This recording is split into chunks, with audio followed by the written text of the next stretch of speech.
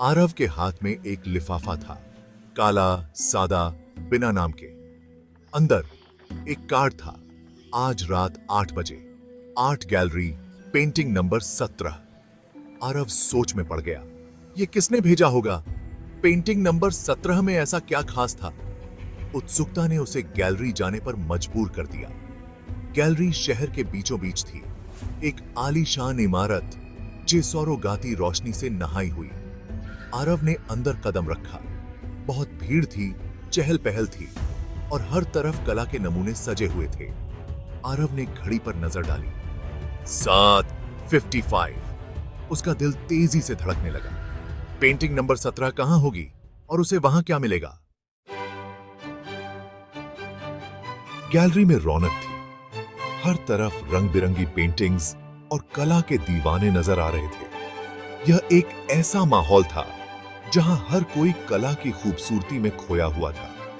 लोग इधर उधर घूम रहे थे, पेंटिंग्स देख रहे थे, कलाकारों से बातें कर रहे थे।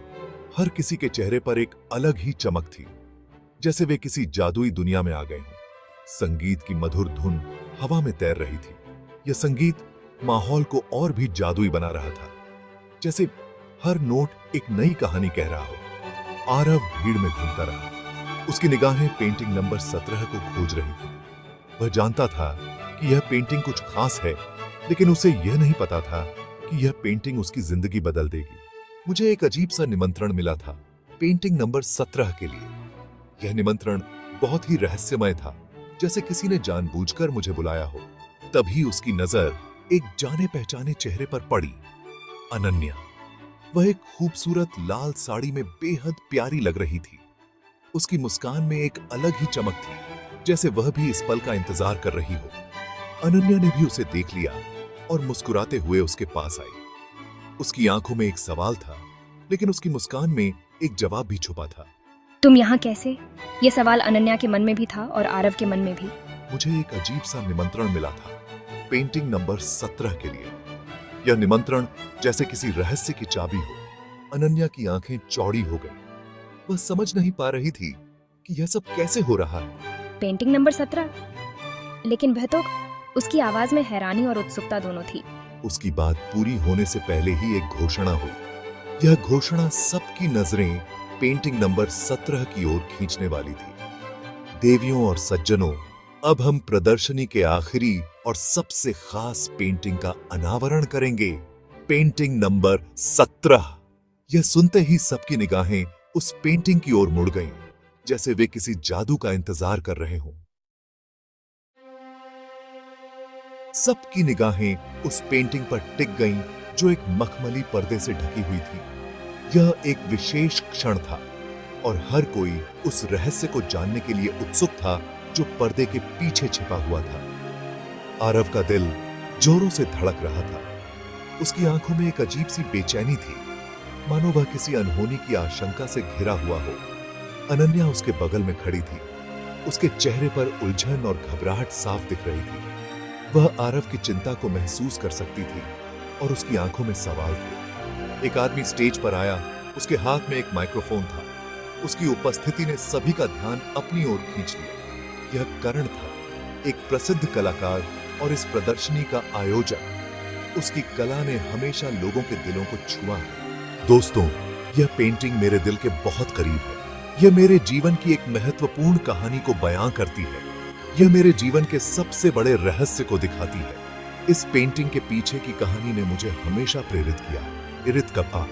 उसने धीरे से पर्दा हटाया। हर किसी की सांसें थम गईं और एक गहरी चुप्पी छा गई। पेंटिंग में एक खूबसूरत महिला का चित्र था। उसकी सुंदरता ने सभी को मंत्रमुग्ध कर दिया। उसकी आंखें उदास थीं, मानो वह किसी गहरे गम में डूबी हुई हो।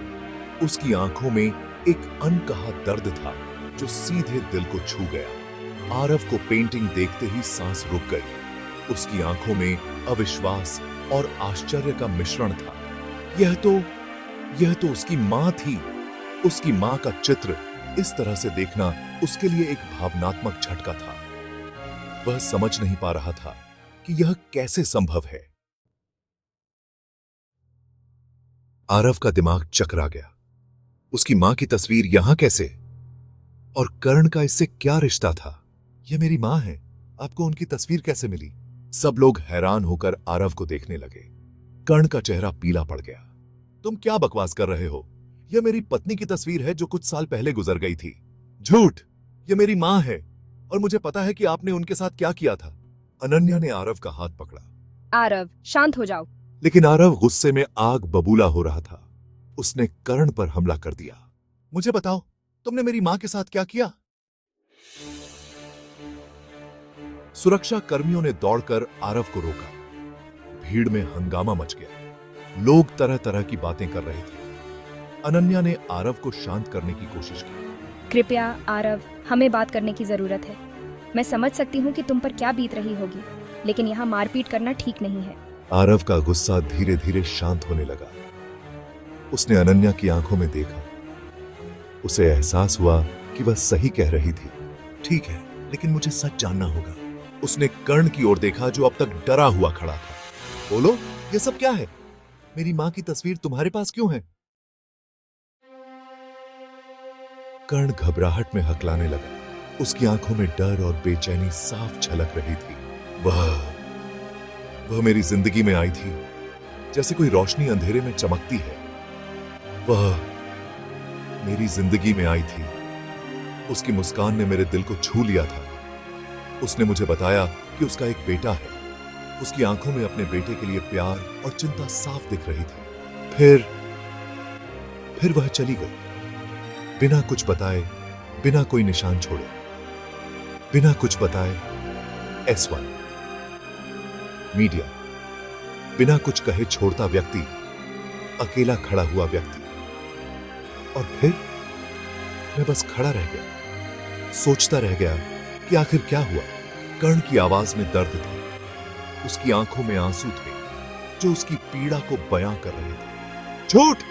तुम झूठ बोल रहे हो! उसकी आवाज में गुस्सा और निराशा थी। तभी अनन्या ने आरव का हाथ थाम लिया।